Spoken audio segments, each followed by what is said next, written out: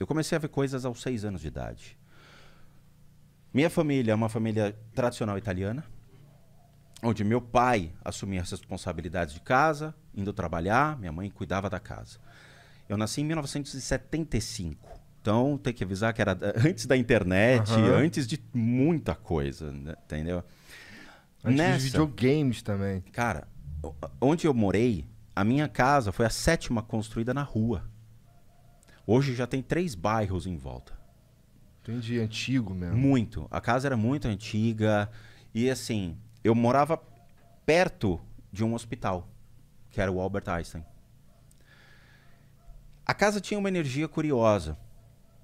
Então, ela foi construída em cima de uma senzala, perto de um hospital. Então, você imagina que eu estava no parque de diversões da espiritualidade. Com o tempo, aos 6 anos de idade, eu comecei a ver coisas estranhas acontecendo em casa. Que são aquelas presenças estranhas que você vê o vulto passando assim. Só que você não vai falar, mamãe, tem um homem passando. Não, eu fiquei quieto. Eu não sabia o que era. E sabia que meu pai era muito rigoroso, muito rígido em relação à família. Então eu falei, eu não vou me expor, não vou buscar arrumar confusão com meus pais. Vou deixar. Então eu ficava só observando, só observando, só observando. E era muito? Eram muitos. Eram 6, 7 caras desse tipo. Eu vou te descrever como eu lembro deles, tá? Lembrando que o que eu tô te passando é uma ótica de uma criança. Sim, tá. 2 metros de altura, mais ou menos uma largura de 1,5 metro, com os olhos vermelhos. Acompanhava meu pai. Para onde meu pai ia, eles iam atrás. Eu ficava com medo. E eram vários desses aí? Eram tudo vários. Bem parecido. E assim, bem parecidos já começa a complicar. Quando você tem diferentes obsessores, beleza. Mas quando você tem iguais, eles abrem margem para muitos problemas e muitos desequilíbrios. Ataques de raiva. Depende muito da maneira como eles se conectam, mas pode levar uma pessoa a ter surtos emocionais. Entendo. Tá? E eu vou te explicar muito legal todo esse conceito. Comecei a ver, mas fiquei quieto. E foi indo. Aos 10 anos de idade, a coisa foi piorando. A casa, naturalmente, gerou um toque de recolher. Então, eu tenho um irmão, a diferença é de 2 anos. Tanto meu irmão quanto eu, nós sabíamos que a casa tinha alguma coisa. Então, nós passamos a escutar coisas estranhas na casa. Um dos fatores, por exemplo, a gente não saía do quarto. Então, dava 8 horas da noite, todo mundo para a cama, porque no dia seguinte tinha aula. Só que a gente ficava acordado até mais tarde para ficar escutando sons estranhos, porque sabia que acontecia.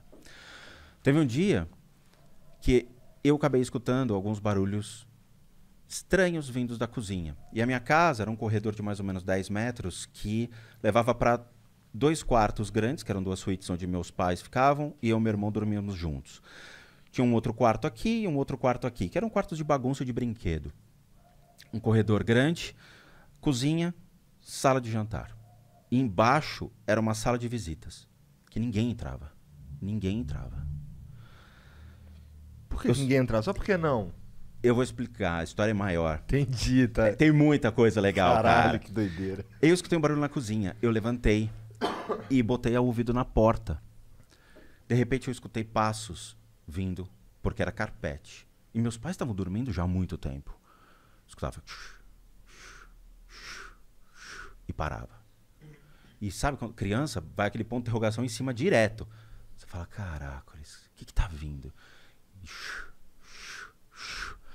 Chegou uma hora que eu olhei pelo buraco da maçaneta para procurar. Aí escutei uma voz que ecoava dentro da minha cabeça, não passava pelo ouvido, falando, volta pra cama. Velho, apertou. Eu fui direto, mas eu pulei pra cama e me enrolei. A partir desse momento, eu comecei a ser notado por esses seres. Então, todas as vezes que eu passava pelo corredor, dava para vê-los entre os quartos, observando quem passava pelo corredor. Eles estavam esperando meu pai. E o pior é que, assim, eles saíam no momento em que meu pai entrava em casa. Então, eu sabia que meu pai estava chegando quando eu via a movimentação desses seres. Caralho, cara. Que loucura. Era incrível. Era algo que você sempre os via. Sempre. Se você tava em casa, você tava vendo esses troços. Sempre.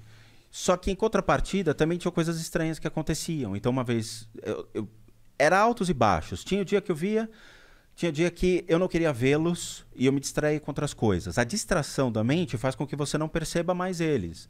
Você tá distraído, você tá fazendo outra coisa, tá? Na minha época, videogame... Puta, foi ter videogame muito depois.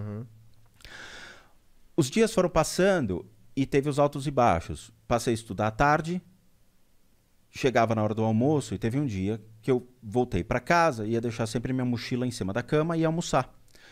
O dia eu cheguei e fui deixar a mochila em cima da cama e eu vi um cara em pé no quarto, 2 horas da tarde, cara, assim, com sobretudo, vestido como se fosse, meu, Inglaterra, chapéu, todo. Eu parei e fiquei olhando. Aí o cara, sem mexer a boca, falando, você está me vendo? Cara, a primeira coisa que eu fiz foi, mãe, tem um homem no quarto! Aí eu já falei.